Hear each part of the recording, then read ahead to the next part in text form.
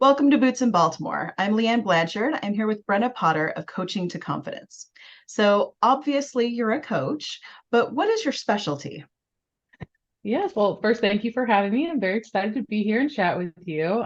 So I'm a certified life coach, but I specialize in working with young women who are doing that transition from, school to the workforce. I remember that time of my life very well. It's what inspired me to become a coach for this age range. So helping them navigate those transitions. What is it like to be a young woman in the workforce? How do I navigate working with people who are of different generations? How do I speak up in meetings? How do I search for jobs? All the major questions that come up. And there's so many transitions outside of career, of course, that come up with that. So just being a backbone for them is really my area of expertise. Okay. So, that sort of answers my question about how did or why did you pick this particular niche? Obviously, you have a passion for it. And you remember going through that yourself, Yeah, absolutely. as do I. So, we all know young women who are kind of in that transition period of their lives. What would you say is the right age range, or how can you tell if someone can benefit from your services? Yeah.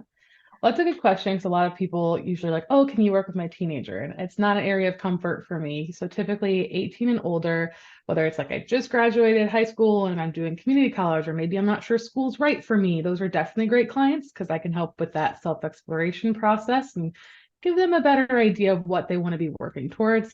But my sweet spot is absolutely, just got out of college, looking for my first big girl job, and figuring all of that out. So kind of things that I tell people like that I'm listening for when I meet people is kind of like this, I'm feeling kind of lost. I am not having the same structure that I used to, and I'm finding it really hard to adjust to not being in school. Or I'm really not sure that this job is for me. I thought it was going to be, but now that I've been here, I'm not sure. And I don't know what to do. Do I stay? Do I look for something new? So a lot of those points of uncertainty of, do I stay where I'm at? Do I move forward? Or, even for young women who are like, oh, I know what I want. I know this thing where I'm at is not what I want. I have no idea how to get where I want. That's perfect. That's exactly what a coach is for. I help you get where you want to be. So those stuck points are really great for me to come in and kind of help guide through that. Okay. So, how do you gauge success with your clients? I love this question because it varies from person to person. And I was thinking about it. The best way I can kind of, I guess, describe it would be to share a story, if that's okay.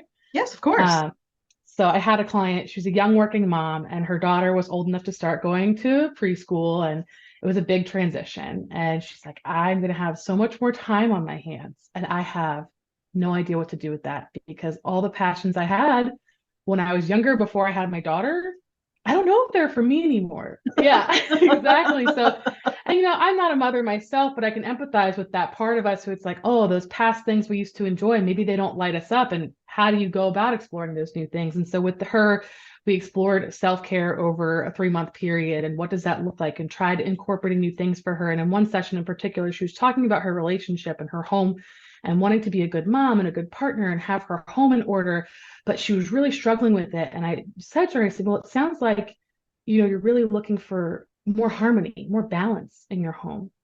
And that sent her off on a whole spiral of all the different ways in which she wanted that. And at the time I thought, okay, that was just an observation for me as a professional. But a few days later, I get a message from this client and she says, I just wanted to let you know today I went out and I decided to buy something just for me, just to treat myself, to take care of myself.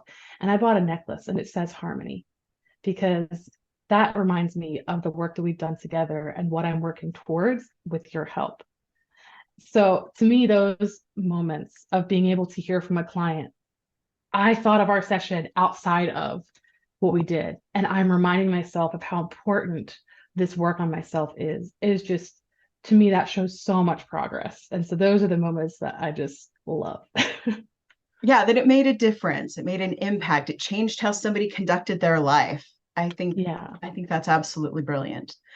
Yeah. So, yeah, I think that people want fulfillment and they try to communicate that, and it's different when you're talking to friends or family or Mhm. even a therapist. There's a perspective shift when it's a coach. Can you talk a little bit more about like why coaching is important specifically.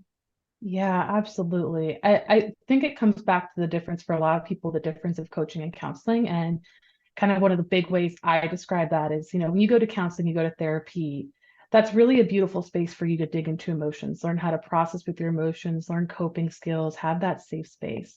And while a coach can provide you a safe space to talk about emotions, our job isn't to dig into it and understand the whys, it's to just honor that that's your experience and then discover with you what do you want to change about this experience and walk you through the process of making those changes and helping you to understand, it's not everything that happens at once, right? We can start by one step, so one young lady I talked to recently, I said, you're struggling with routines, you want to take more care of yourself. Where in your week can you fit just 1 hour of time for you? It doesn't, you don't have to say that it's going to be, I'm taking a bubble bath or I'm going for a walk or I'm reading my book or whatever it is, you think you should be doing, right? Just 1 hour. And you get to decide every week what you're going to do with that 1 hour time for you. So those are the kind of ways we can explore it in a coaching lens. It's very much driven by you, the client, and to say, where do you want to go from here? Hopefully that answers the question. Yeah, I mean, for me, I think of it as therapy helps you address the past, whatever your traumas are, whatever your damage is. How does that past inform your future? How does that determine how you react to things? But it's very much kind of past focused. Whereas Mm-hmm. coaching is about, okay, now that we understand all of that, All that. going into the future, how do we strategically move into what it is that you want to accomplish? Mm-hmm. And how do we get you there given all of those other things? And I think that's a skill set that your friends don't have, your family doesn't have, Yeah. to some degree they're supportive, they're helpful, but there's enough within that coaching engagement, there's enough distance to be Mm-hmm. helpful, right? Perspective, because you don't Yeah. have skin in the game, but there's also a relationship because this is an ongoing client professional relationship. So you do care. You're not Yeah. you're not just dispensing, you know, the traditional whatever process. It really is individualized because you care about that one person and you've listened to that one person and you've made it about their journey, and it is very individualized advice. Yeah. So Absolutely. No, you said it beautifully. And it reminds me of a conversation I've had with a few close friends of mine recently, because I'm a fixer personality, but as a coach, when I'm with a client, I have to step back because it's not my job to fix and give you answers. So I really have to tone that back when I'm with a client. But I find with friends, I'm like, okay, I have to ask, am I fixing? Am I problem solving? Or are you just calling me to listen, to have me listen? And I think that's even an important distinction that we can touch on within a coaching relationship as well. Do you need me to just listen today and hold space for you? Or do you want to really focus on action steps? Because we can make room for both. And that's a very unique thing about coaching, I think. so how long are your typical engagements and how frequently do you meet? Yeah. So I love to work with people in 3 month spans. I do have other offers, but my kind of main one that I like to do is a 3 month coaching engagement. You do, classic discovery session where we're going to figure out all the areas of life that you're going, I'm not sure, should we make changes, right? And then from there, we have 8 individual sessions over that 3 month period to explore everything. Typically, I will have the client meet with me weekly for the first 4 sessions, and then we'll kind of do a midpoint check-in in the coaching engagement and just give them the autonomy to decide, do I want to keep meeting weekly, or am I feeling like I'm good, I'm making progress, we can start meeting every other week and see how that works for them. It's really truly up to the client, but I do typically ask for those first 4 weeks so we can gain that consistency, the accountability, and just it also helps build more trust and comfort early on. We do a lot of that in the initial sessions before anybody even signs on, but once they're really in it and they're like, oh, I'm committed, I'm financially committed now too, making sure they have that space to trust and really bond together is important in those first 4 sessions. Yeah, I think you need to build momentum and then Yeah, it will carry you through. absolutely. Especially if you are thinking about change. I think people do need that extra support up front because change is scary, change is a big deal, and there is some accountability. Like if you are doing something different, you can back away from it because it is uncomfortable, but you really do need to be pushed. Yeah, I can Yeah. see that. So Yeah. do you meet with clients in person or just online? For now, just online, but that's because all of my clients who have signed have been out of state. I'm lucky that I can, with the coaching industry, we're not regulated the same way that, counselors and psychiatrists are. So I can work with literally anybody, anywhere, which is a huge blessing because that just means I can help more people. So mostly online. I also in Maryland cannot take clients in my home, and I'm a home-based business. So if I had a client in the Baltimore area here who wanted to work in person, we'd have to figure out, okay, what's a comfortable public space for both of us to do that, which I'm happy to do.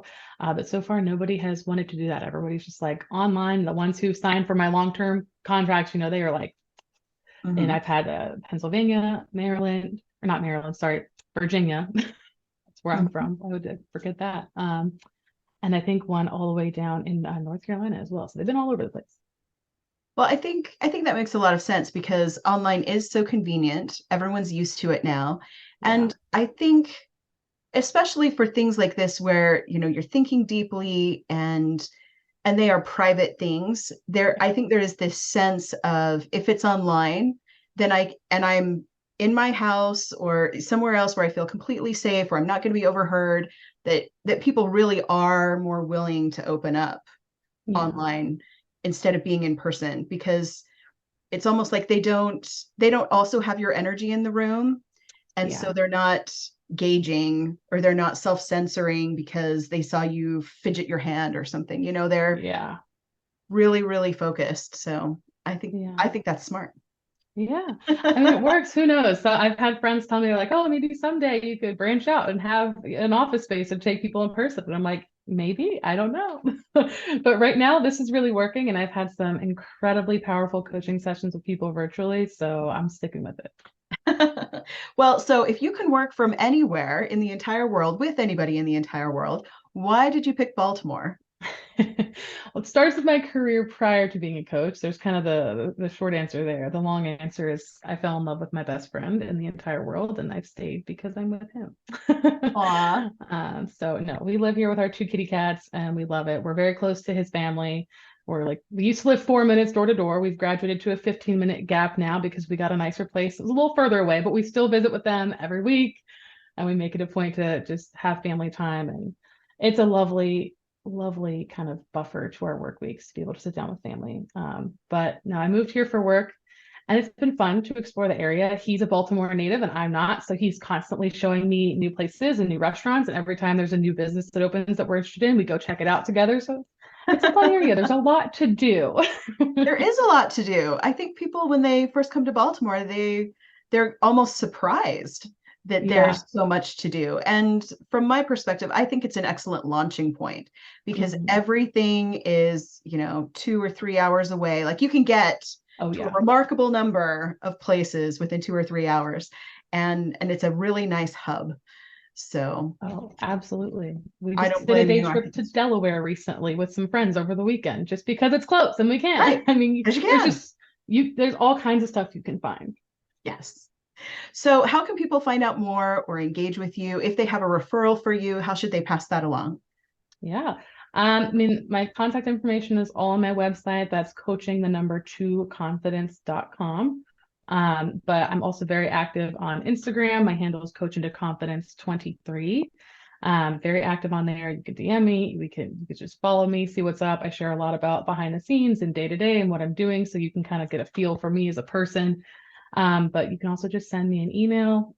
That's listed on my website as well, so that you can just say, hey, I have a question about your service, or I think I might want to work with you. What do we do? And all my booking links and stuff are on my website too. So if somebody really wants to work with me, or they're like, I really want somebody to work with you, just schedule an info session. It's completely free, 30 minutes of our time to just sit down and get to know each other and just explore what options are right for you. Because you never know. I may not even be the best coach for you, and I might have a better coach who can really support you on whatever their specialty is. Well, that sounds great. Thank you so much, Brenna. I really appreciate this.